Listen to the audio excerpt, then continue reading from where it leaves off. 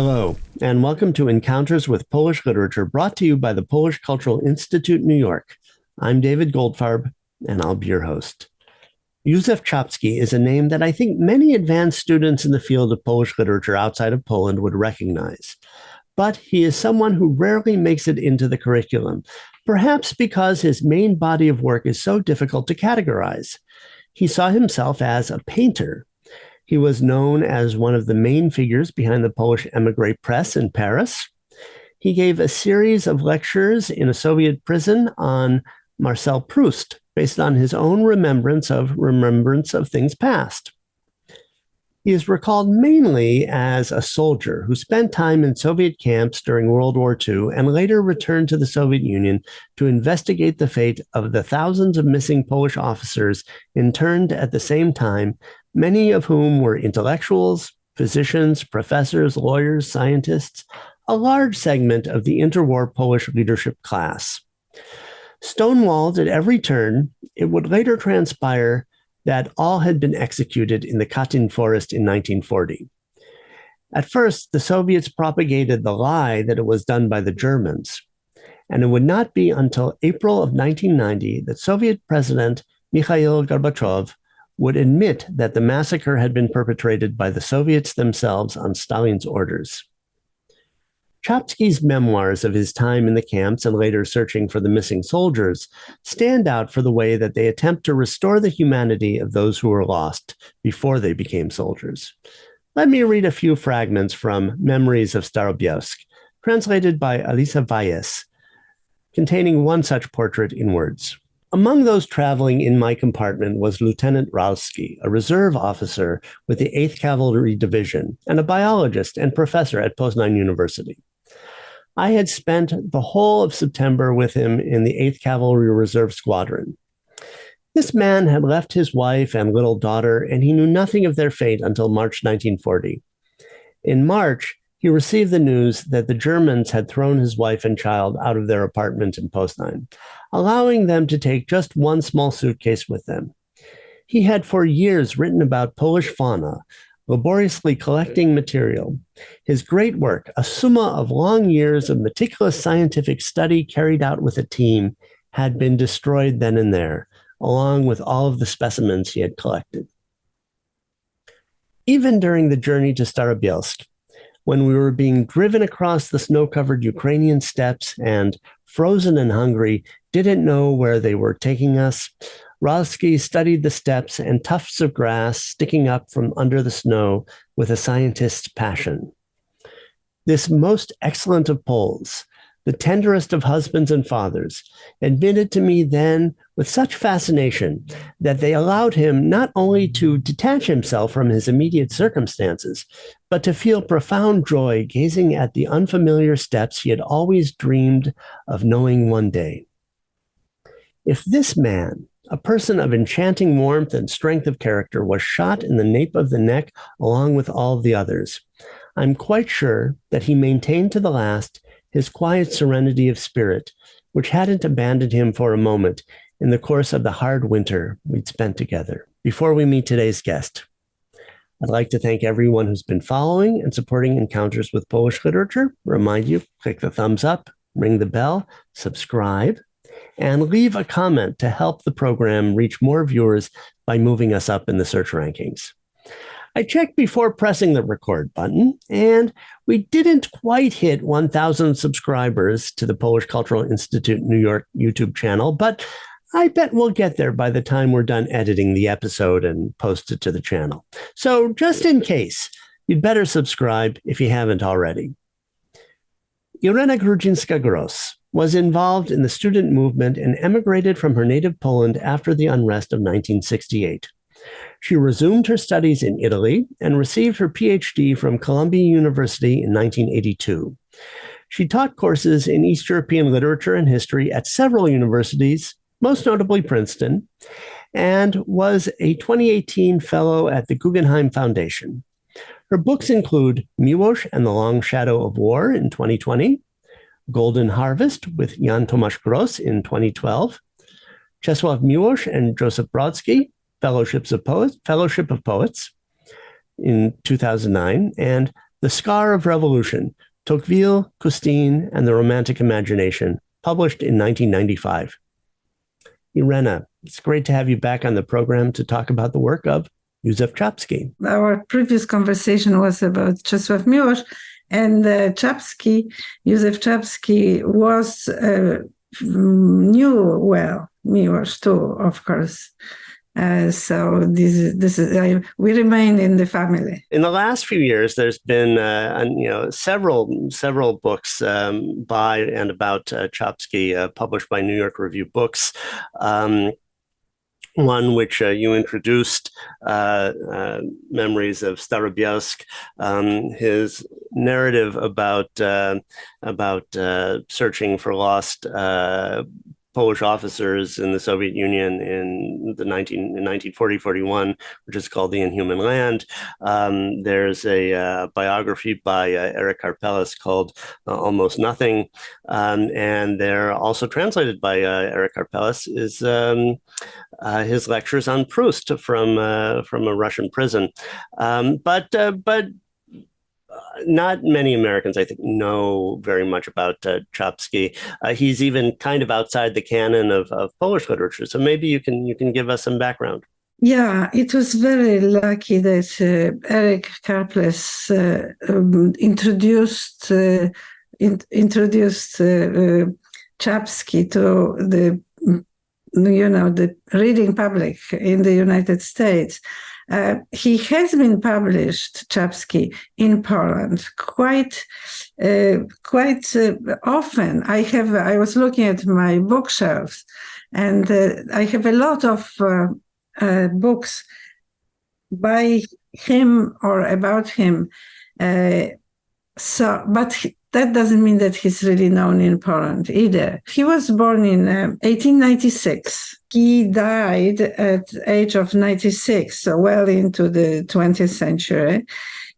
He was born in Prague in a palace of his very highly aristocratic family. This is the Habsburg Empire, yes, the completely different epoch. And he grew up in the family palace close to Minsk, in what is today Belarus, but what was then the Russian Empire.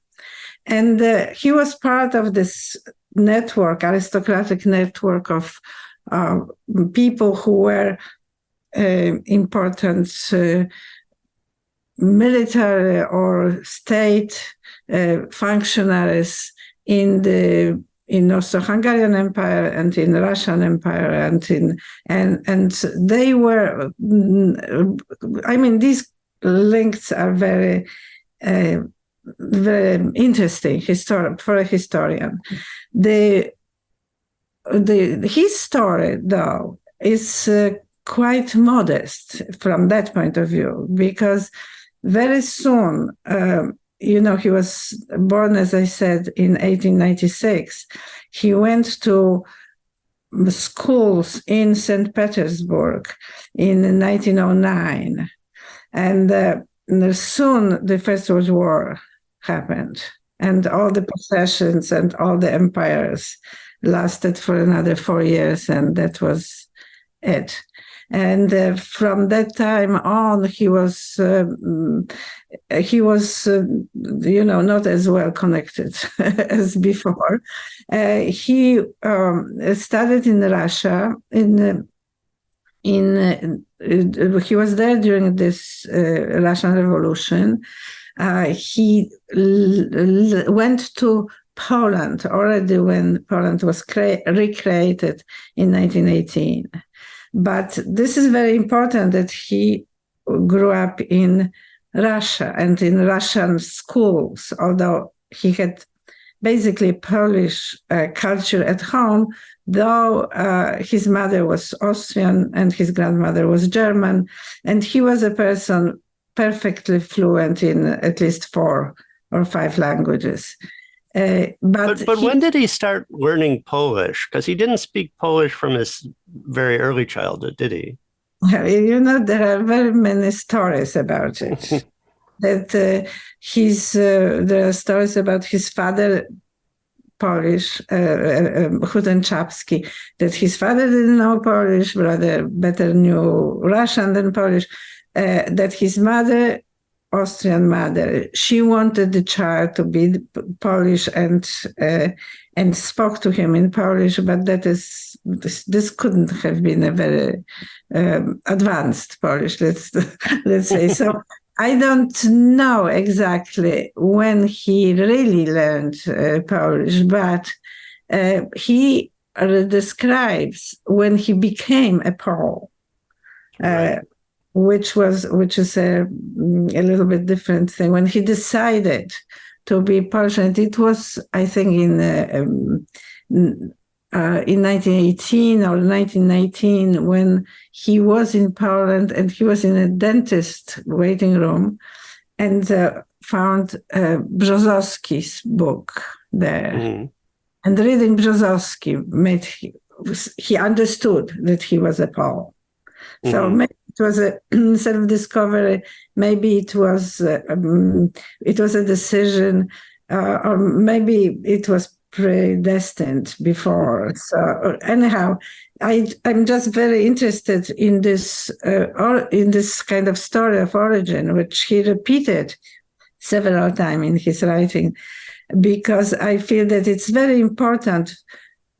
This is also a reason why he doesn't fit very well into the Polish canon, because this is why he's not so well known in Poland, because he's known in this very peculiar historical role as a soldier, as a person who fought during Second World War, because but before that, between the wars, he was in Poland, and he decided to be a painter, and he went to the Academy of Beaux-Arts, and he created, together with other young painters, a group that was called Kapiści. This was a group of painters who wanted to go to Paris to learn painting, which was different from the very academic and patriotic is in their teams, painting schools in Poland, and they did go to Paris. And we should say that the Kapiści or the Kapists, that name comes from Komitet Paryski, that KP, that was the source of the origin of their name. Right. And so he, as one of the few of them who knew French, he was one of the guides and organizers, and they were in Paris till about 1932, and then he came back to Poland and tried to be both a painter and a writer. One has to underline that he also had a lot of Russian friendships with the Russian émigrés, political émigrés in Poland. And he also, what is important at that time, he set up a home with the most probably important partner, whose name was Ludwig Hering, a writer and a painter at that time, and also an aspiring painter.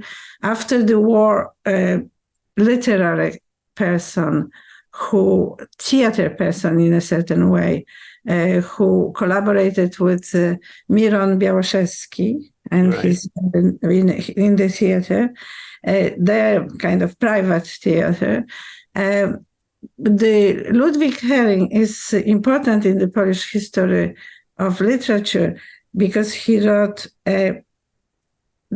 probably one of the best story, or two stories, or maybe even three stories, but not more than three, about the Warsaw and Jews during Second World War.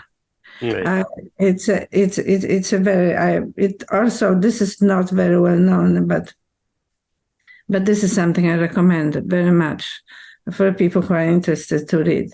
So Herring was the most important emotional relationship, and actually I have there's a 2-volume edition of the letters between the two of them, because they separated during the war. At the beginning of the war, as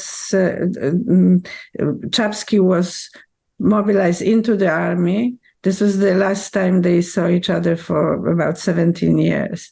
Czapski very soon was captured. That is, first by the Germans, then these prisoners were given to the Russians, and he spent the rest of the year 1939 and 1940 in Soviet captivity in 3 camps for officers. And he was one of the very few people who were saved and kind of released before the massacre of Polish officers that is known as Katyń. So this is the Second World War, the beginning of Second World War for him. He is known for this period very much because he was, when he was released from the camp, he went to the Anders army and became the head of the propaganda, that is the office of the publications. And he was a soldier, but he was a pacifist, so he wasn't shooting really. But he went all throughout with the Anders army. When the Anders army left the Soviet Union, he went through the Middle East and to then Italy with the army. So through Monte Cassino and all of the battles. Mm-hmm.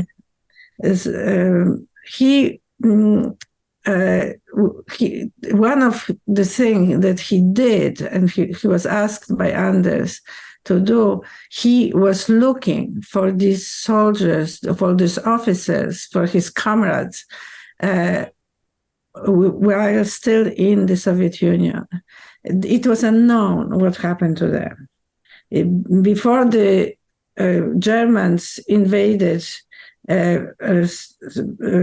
Soviet Union in June of 1941, it was unclear what happened to these officers. And there were gossip. There was not the people with various information were coming. Various pieces of information where somebody saw somebody. Perhaps nobody really could even imagine the massacre that happened. This mass murder, and so he was the one who was traveling and looking for these people, and. Then he described this in the books, in his Inhuman Land, yes, right. and the Memories of Starobielsk also. These are the books that are the books of a witness. They are very dramatic and beautifully written and very true.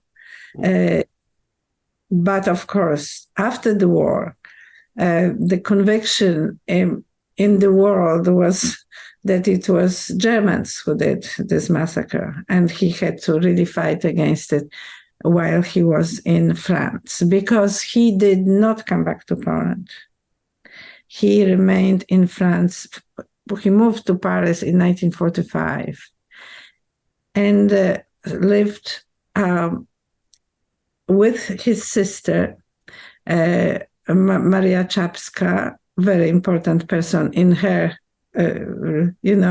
by herself, also a writer.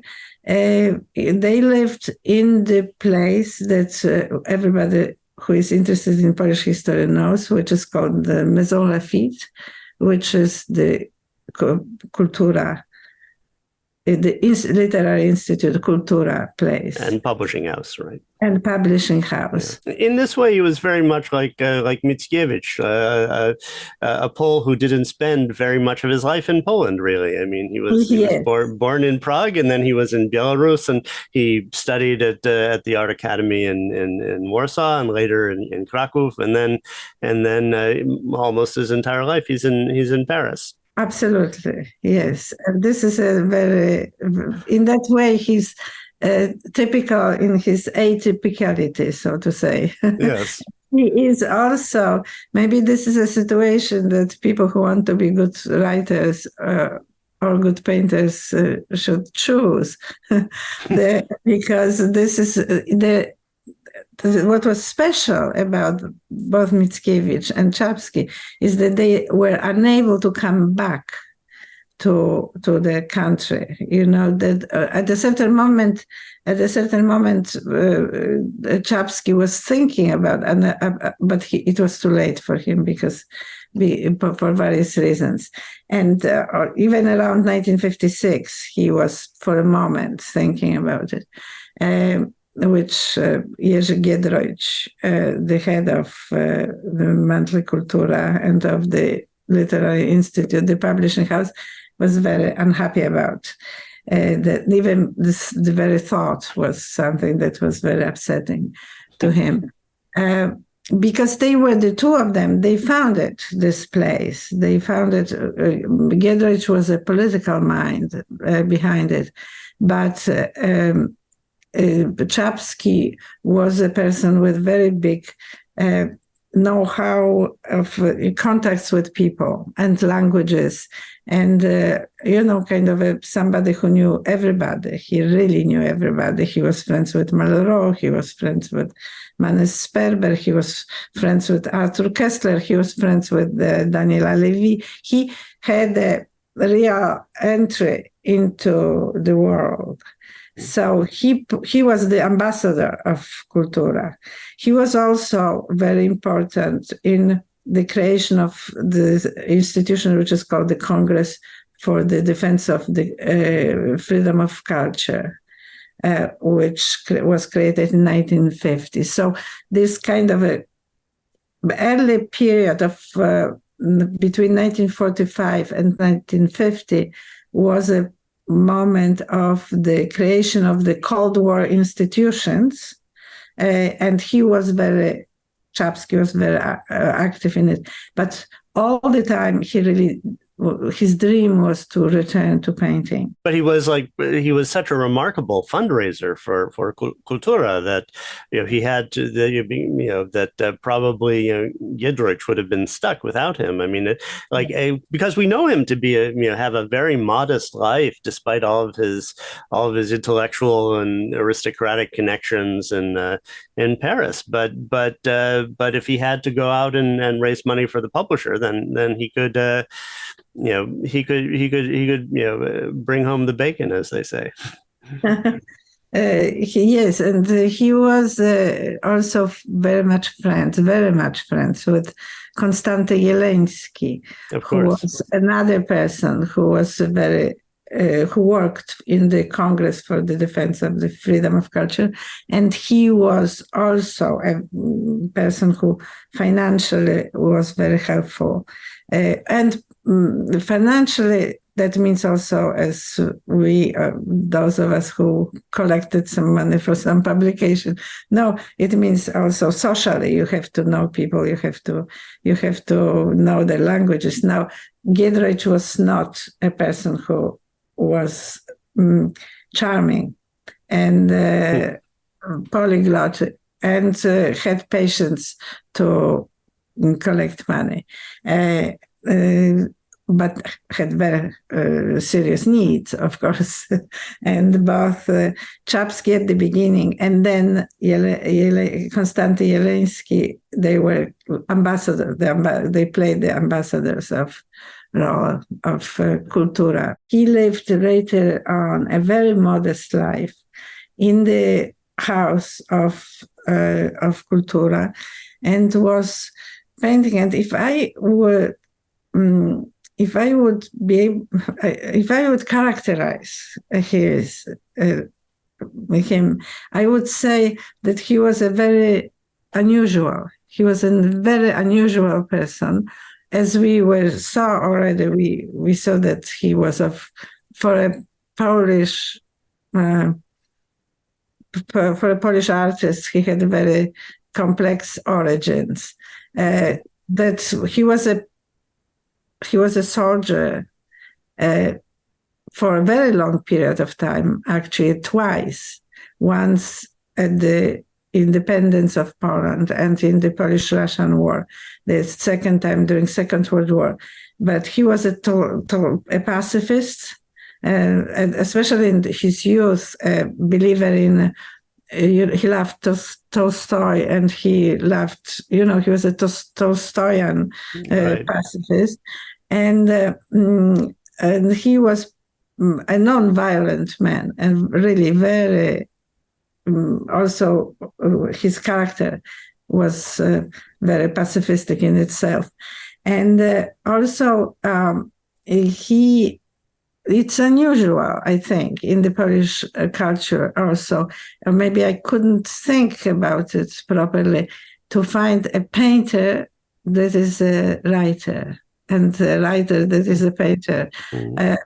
Probably the person that comes to my mind is Norwid. Mm-hmm. There are a few. I mean, there's Witkatze and there's Bruno Schulz, and of course, right? So, of course, Bruno Schulz. Right. Yes. Herbert was studied drawing, and he made his famous doodles. Right. Yeah, but in his case, he was. I think he thought about himself mostly as about painter, but he is somebody who wrote all his life and wrote every day and was rereading his diaries. So he basically was writing two kinds of things. He was writing essays about paintings and painters, about visual art, and he was keeping a diary. And he had incredible amount, I forgot how many, of the diaries of these big notebooks in which he wrote and he drew. Mm-hmm. Because his painting was very much linked to his writing, in that sense that he was painting what he saw. He was a painter of the quotidian, of what was really striking to him. Mm-hmm. So you see that he's moved by something that he's seeing, and he writes, but he very often writes it on a page later on. Why don't we look at maybe a page from his diary where he combines words and images, and one of his self-portraits. This is one of the many pages that quite typical, although each of them is of course different, in which he probably drew this self-portrait before he wrote the text on an empty page. Yes, and he very often drew himself. This is very characteristic. One of the reasons, I'm sure, was because he had no models. He didn't have really room in his study. That was also the place he lived in. He didn't have room to have models. He had no paid models, but he painted friends and family as well as self-portraits. Of course, he was very autobiographical in his writing. And so this was an expression of that somehow inspection, self-inspection too. But this is a very typical page in which he has a drawing, which often is done in preparation for a painting, but and then later painted.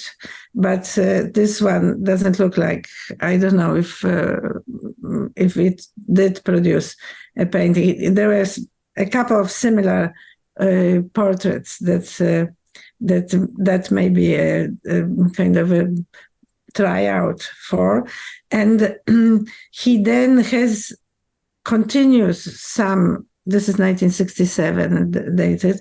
He then continues writing whatever he was writing before, and then he goes to a new thing, this sitting woman who is there. So he, in a way, it's like a workshop that he's trying, he's using it for many purposes. And here we have him in the back. You have this all the diaries on the bookshelf behind him. So it is something very intimate, and yet done kind of in preparation for doing something else. He was in a constant motion. And therefore he was trying, he was always improving, he was always unhappy with how advanced his mastery of reflecting reality was, and therefore he was trying. So this is in a way an essence of what he was doing, and how these numerous diaries, I think I should remember the numbers, something like 370 diaries, very hard to decipher. Which are also his sketchbooks. He was constantly sketching. He was constantly sketching. That's what I understand. Yeah. He was looking all the time. He was looking, and he was absorbing reality. And I wanted to, on this occasion, I wanted to mention that there were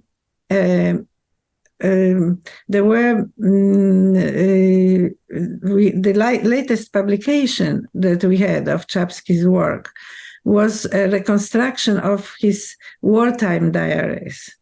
Because he kept, as I said already, he kept the diaries from the very early period of life, but all of his paintings and all of his diaries which were left in 1939 when he was conscripted to the army, they were all perished in Warsaw war uprising of 1944. So we don't have diaries from that period, but he managed to keep his diaries from the Russian time, from the Soviet, his imprisonment and the army. Also, he kept letters of Ludwig Hering, while Ludwig Hering in Warsaw could not keep the letters. I mean, they were all burned. And he also kept a diary. And this diary was reconstructed recently and edited by Mikołaj Nowak-Rogoziński. This was read, the first reading of it was by somebody else, by Mr. Nowak, who kind of deciphered it. And Nowak-Rogoziński edited it, corrected it, fulfilled the gaps and had footnotes of it. And it's an amazing thing that I recommend to everybody who can read in Polish, because it's a very intimate story of somebody who is in the war, going through incredibly difficult time, uncomfortable as a soldier, yet very much devoted to this work, a collaborator, very close collaborator of General Anders, writing about various people whom he was working with, also about books that he was reading, and thinking, drawing all the time. So it's an amazing book, and we are lucky really to have it. Yeah, what strikes me most about, especially in Memories of Starobielsk, is the way that they're stories that don't glorify the war. They're very personal stories that talk about his comrades' pre-war lives, that their civilian lives. That it's as if the purpose of the book is to remember, okay, they died in the war, but this is who they really were. He was a witness. He really considered himself to be a witness, to trying somehow to make these people alive and pay homage to them, and especially in this follow-up book, in which he was completely conscious of what happened. Yes. That he really truly is able to say it, and so this writing is a writing of introspection, but also a writing of a witness of history, though he was not he did not consider himself as a privileged witness of history. He was a very modest person, a little bit kind of always castigating himself, always in doubt about was he on what he was doing, was it right, and was it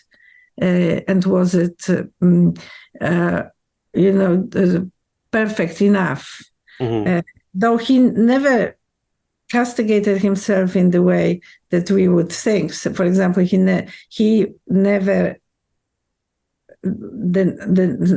denied or hid the fact that he was a homosexual. He was very religious. He was brought up in Catholicism, and he was very religious. And for him, religion was a very important part of his life. But he was not devoted to the rites, and he did not look at it in this kind of way that would castigate exactly his homosexuality. It was something that, what's interesting is that, when you mention these connections, like to Hering and Hering's connections to Białoszewski, it suggests that, that there's probably, and it's probably been done, I suppose, it has been done to some degree.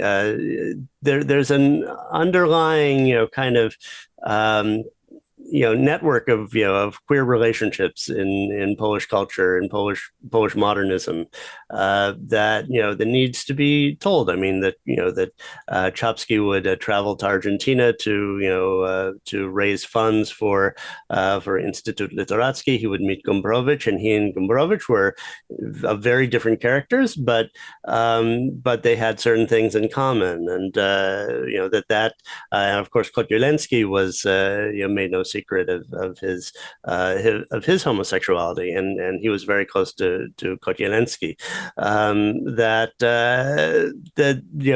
That's like there are networks to be explored there that tell another side of the history of Polish literature in the 20th century. Absolutely, yes, and that only now it is being somehow opened and. By various authors. There are several good books, and we had a little conference at Columbia University, organized by a graduate student whose name is Monika Zaleska, who's a graduate student at CUNY, and she is writing her dissertation about the what she calls queer literature. That is, she writes about Czapski, and not only about his. I use this in quotation mark as a name of a theory. One part of this of her dissertation is going to be about that, and I hope it's going to be really, in a way, the kind of the talking about this aspect is going to be normalized, so that I wouldn't use quotation marks and be somehow looking for the words how to talk about it, because Czapski is so firmly linked to Katyń. Mm-hmm. that and the Katyń, it's a whole family of concepts that is linked to it, and a homosexual is not among that. It's not in that semiotic space, as we say. Yes. But there's no reason it shouldn't be. I mean, it's life, right. And that's part of life. But would you like to look at some of these self-portraits of Czapski that were paintings? Yeah, the most famous is the one that is this one with the lamp.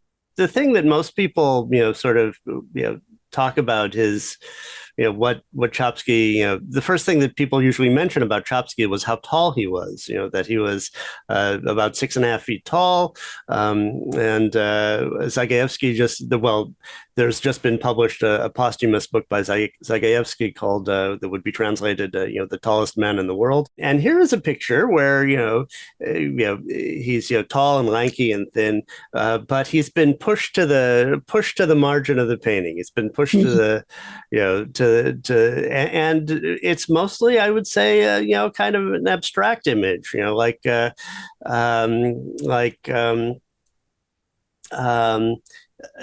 we have brush strokes of the ceiling and of the wall, and that's the majority of they're the 19th century seascapes that were mostly clouds and foam and things like that. We see that he's painting an image. Maybe the image on the easel is the self-portrait that he's painting there. He's in the manner of 19th and 20th century artists. He's painting in a jacket and tie, which is always kind of an interest. This is often how they're portrayed. Did they actually paint that way? Did they not worry about getting paint on their suit and things like that? That always strikes me as a question. And then there is this light bulb just hanging there, the bare light bulb hanging from the ceiling. In a way, it combines several things which are characteristic of his art. One thing is that there is a sense he's very much interested in what he's seeing right now. So what I saw, the quotidian. The second thing is that he was really secluded to this room, and therefore he has several motifs that are repeated from one place to another, somehow looking on them, improving them or changing the aspect, seeing it anew each time. The other thing is that it's an self-portrait, so that he really, again, it's introspective about himself, and also that it is about poverty. He was really has an incredible amount of compassion, and perhaps in this situation also compassion towards himself in a certain way, though he dignified himself by this elegant outfit. Mm-hmm. Though his glasses are broken, he's missing one of the arms of his glasses, right? Yeah, and he's not really, his hair is not combed properly, and this lamp is so elemental so reduced to its very essence, like in a situation in which you have no money, you have no, you keep your dignity. Mm-hmm. Yes, in a situation in which you are reduced to real poverty.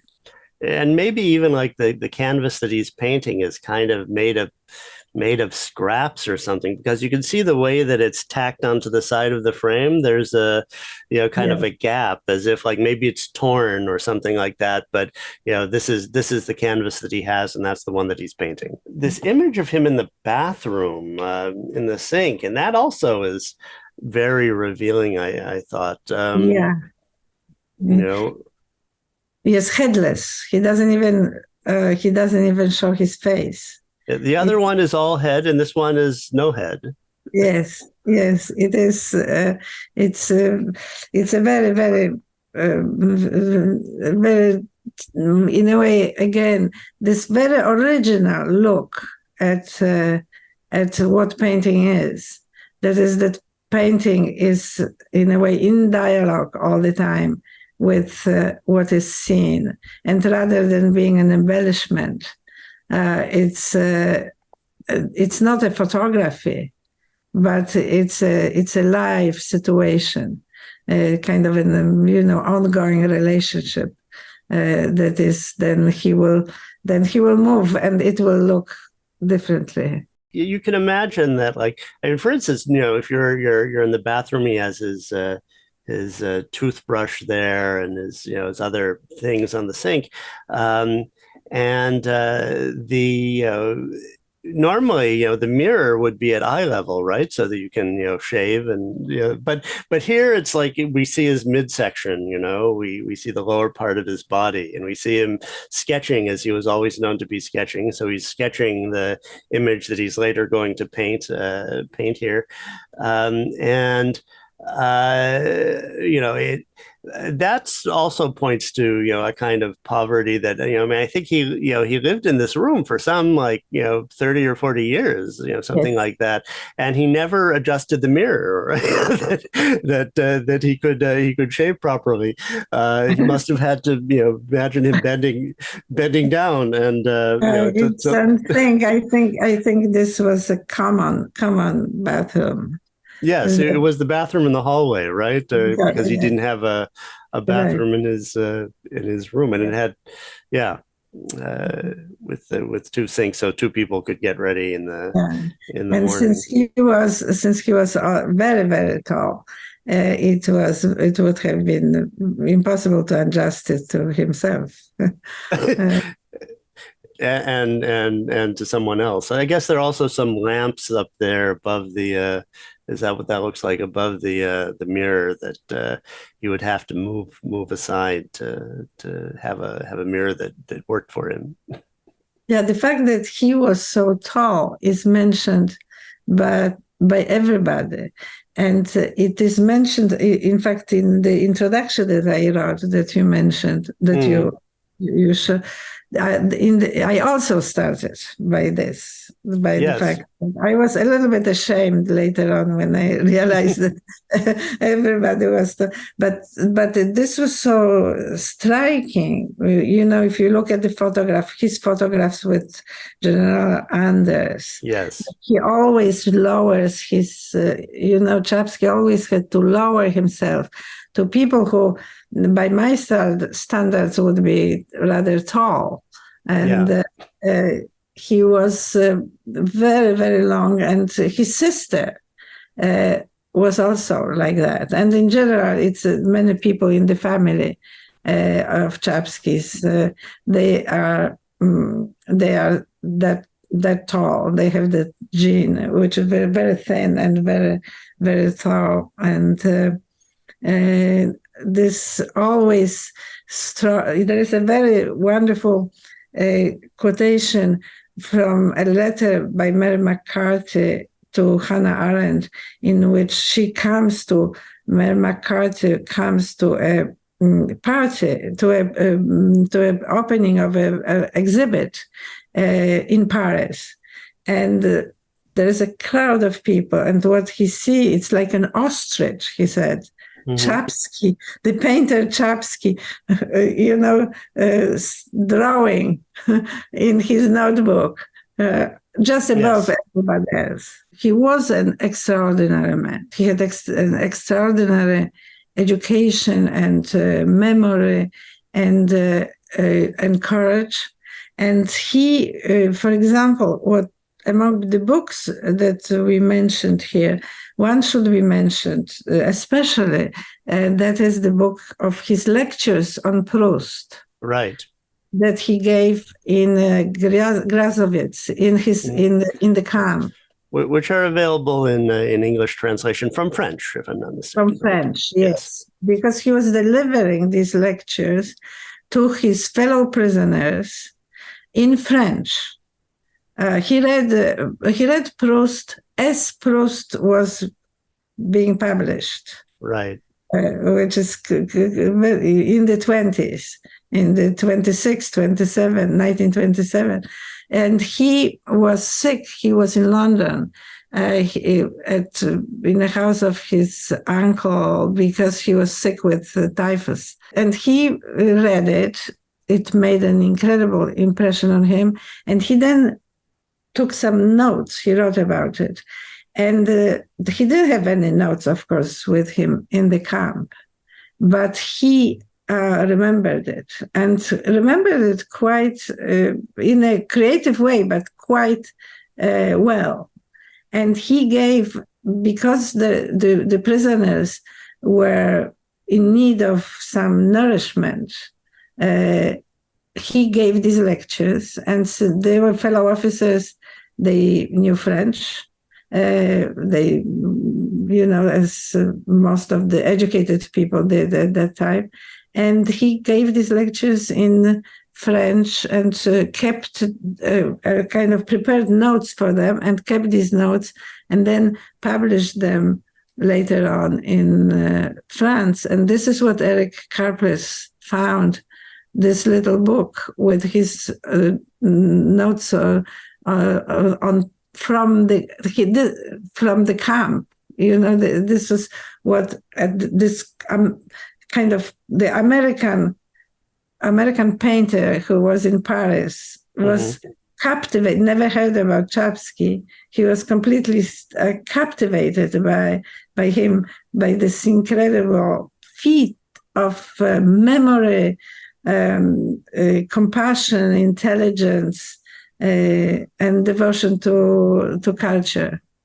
It's it reminds me of of Erich Auerbach, sitting in Constantinople, writing Mimesis, right, because he had no access to. He wrote about contemporary literature back in Germany, but he had no access to. So he wrote about the classics, which were in the local library that he could, in their original languages. And it was, there's something about this that's, it reflects a kind of preservation of humanity, that in the face of, barbarism, in the face of war, here's Auerbach, writing about the Greeks or whatever.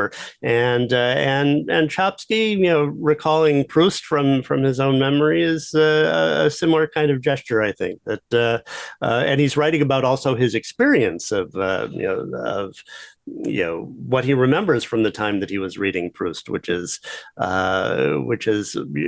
makes it kind of a little eccentric, but paints the picture of what what it must have been like to be a prisoner in those circumstances. I mean, that they had organized an academy of where various people who were themselves distinguished scholars and scientists and so forth who gave lectures about biology or whatever, the plant life in around Starobielsk or things like that that they could retain their identities despite the brutal conditions that they were living under. I wanted to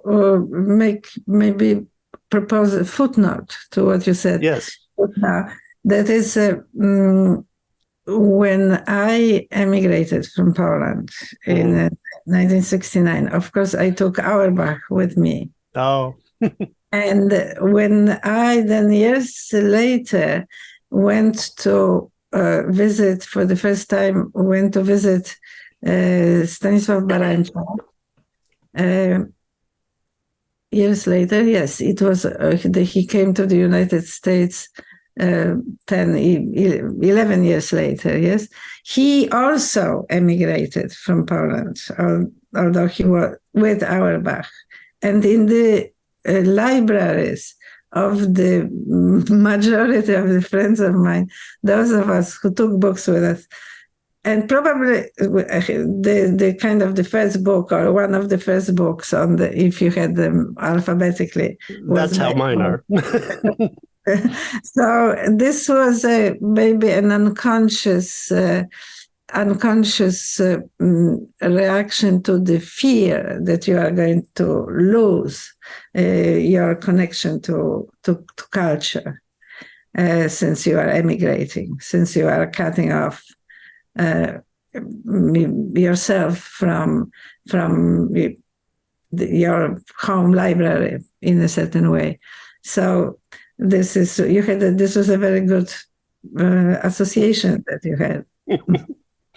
Well, it's yeah. I mean, it's for those of us who are comparatists, who are in comparative literature, as is Monika Zaleska's studies in my old department. I was also a graduate student at the City University of New York in comparative literature. It's a cornerstone book. We can't. And I think that's a good point, that it's a cornerstone book also for émigrés. Did you ever meet Czapski? I visited him once in his room when I was in Paris, but this was not very eventful in that sense that he was that we didn't have a long conversation. I got, together with Jan Tomasz Gross, we got letters from him because he was very attentive to what was published about the issues of the interests to him. And he was spontaneously writing to people whose work he approved of. And so he wrote to us when we published a book of writings of children that were deported to the Soviet Union at the beginning of Second World War. So these letters are in the archive. So let's look at another painting, at a work that's one of his later works, Autostrada from 1975. It's kind of a bleak landscape with one small burst of color also at the margins, like his portraits. Yeah. You mean this red car? The red car, yeah. The red car. Yeah, I love this. I love this very much, and your description of it is very right. It's a lonely, incredibly lonely landscape. It's and this red car shows some additional kind of it's a point of life in this really dramatic empty road, kind of leading to nowhere. I would like to show you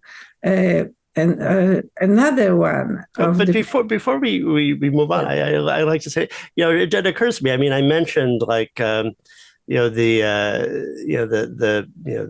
the abstraction of the seascape, and of course, I'm referring to Turner in that case. And here is another potential reference to Turner, because there's that famous Turner painting where it's kind of a gray seascape, and he was at a company. It was being shown in a salon, and and people were responding to how drab it was. And then he came up and he painted a red buoy floating on the sea, and this is like that too, right? I mean, it's like it's this one moment of color. Maybe there's maybe Eric Karpeles in his biography writes about Czapski and Turner, but there might be a story in there too. So just a thought. He was a highly educated painter, in the sense that he was somebody who studied mostly French, as I think, painting, and but he was absolutely original. But he in all his paintings there are allusions and references to work of other painters. So I'm sure your association may be absolutely right. If we could just decipher his diaries, maybe we'll find out. Yeah, that would be really a big effort. I think that what I would like to show you also, there's this last painting, one of the not last really, but one of the last from 1987, Dwie białe miseczki. Okay. Which is the time in which he already is losing his sight. Right. And these are the balls. You're looking at the one with 2 white balls, not the one with 3 white balls and a black ball, right? I just wanted to compare them because this is the same table, the same little table. Right. In a way, the same or similar balls. But the first ones, the ones that are, I don't know exactly from what year, but that are from some 1960s, are very, very well kind of detailed, classically painted in a way that is, he criticized himself when he was that are really painstaking,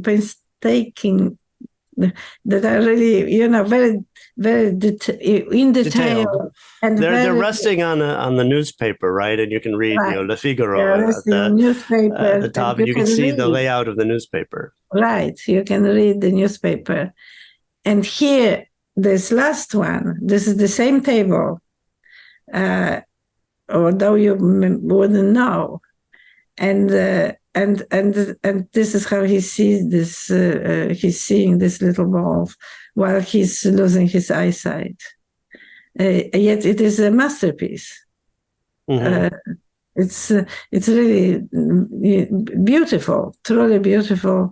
As if he kind of collected all of his skills and all of his strength and put it into this painting. So these are the paintings of the same objects, with both of them perfect, but with a different concept of perfection. Right. I mean, what's interesting, something that's interesting to me about Czapski is that, is this, the relation of the subjective to the objective, right? I mean, on the one hand, the earlier one, it's a more accurate, objective, image of what's there, and but it's always what's there that's that he sees. It's always what he sees in his own mind, right? And here, he can't portray what's there anymore, and all that's left. I mean, he is portraying what's there. Yeah.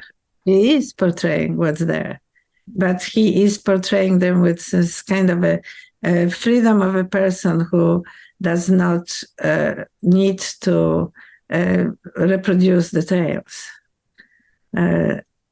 So I see it as a progress. Yeah, well, I wouldn't say it was regress. I would say it was it was looking inside himself. I mean, and there's some of his paintings that are, you wonder if they're, where he's, they are more detailed, that they're more exercises, but then they're the ones that are more personal, and maybe that's also, like his, in his writing. I mean, I'm thinking like in Memories of Starobielsk. I mean, it's as if he has this responsibility to reproduce detail, that's to represent these soldiers, former scientists, not former, but they still were scientists, even though they were wearing the uniform, or scholars or whatever, that he had a certain kind of like duty to portray them, accurately, and to be objective about them. His writing is, seems very spare in those works. Very, scientific in a certain way. But at the same time, it's, there's something self-affirming, I guess, in for him, in remembering these people as civilians. When I'm talking about this perfection in all of this, in both of these paintings, is that what I love about this last one, or the second one, I should say, because there was something else afterwards, is that it's in motion. This is what I really love about the writing of Czapski, and about his paintings too, is that it's not frozen. Mm-hmm. It's always it's always there's something that is going on in it that the viewer is being pulled into. It's not a presentation. It's not a narrative painting that it tells story like Matejka, but it is a story. There is movement in it, and there is life. And in this last painting that we've seen, there's some kind of an incredible sorrow. We're out of time, but let's. What's your next project? My next project is to rewrite into English the book that I just finished. Okay. I finished a book in Polish, the biography of Alexander Weisberg-Cebulski. Mm-hmm. And I am, as of January 1st, I'm planning to start writing it in English. Maybe a couple of words on who Weisberg-Cebulski was? He was a friend of Czapski. Mm-hmm. He was, and I'm planning to have it probably on the cover of the book, the drawing by Czapski of Alexander Weisberg. Weisberg had a Polish wife, and she was a friend, and they were friends of Maria Czapski and of Józef Czapski, and the friends of Kultura in general. But Czapski, but Weisberg himself, he was a Jewish Austrian physicist who was educated in Vienna and who emigrated at the beginning of 1930s to the Soviet Union, was working in Kharkiv in a great physics institute, and was arrested and imprisoned in the Great Terror. And he wrote a book. He survived, and he was, after the war, he wrote a book, very famous book about it, which is called The Conspiracy of Silence in English. And and then he was in France, and he was collaborating with Kultura, among other things. And he was a very handsome man, as you will see from the Czapski drawing. Thank you so much for joining me again on the program, and I look forward to having another opportunity, maybe next year. Thank you. Wait up. Please subscribe and click the bell to stay on top of the program. Watch the credits for some recommendations about how you can support aid for Ukraine and for Ukrainians fleeing the war in their country. I'd like to thank all the people who helped make this series possible. The Polish Cultural Institute New York sponsors our program. Bartek Remisko, head of Humanities and Literature at the Polish Cultural Institute New York, is our executive producer. Natalia Iudin is my fellow producer and editor. Our opening and closing music is by Radek Przedpełski. Thank you all for listening and reading along with us. Let's meet again in a month when we'll meet again with Professor Roman Koropecki to discuss the Ukrainian school in Polish Romanticism. That's poets like Malczewski and those folks. See you then.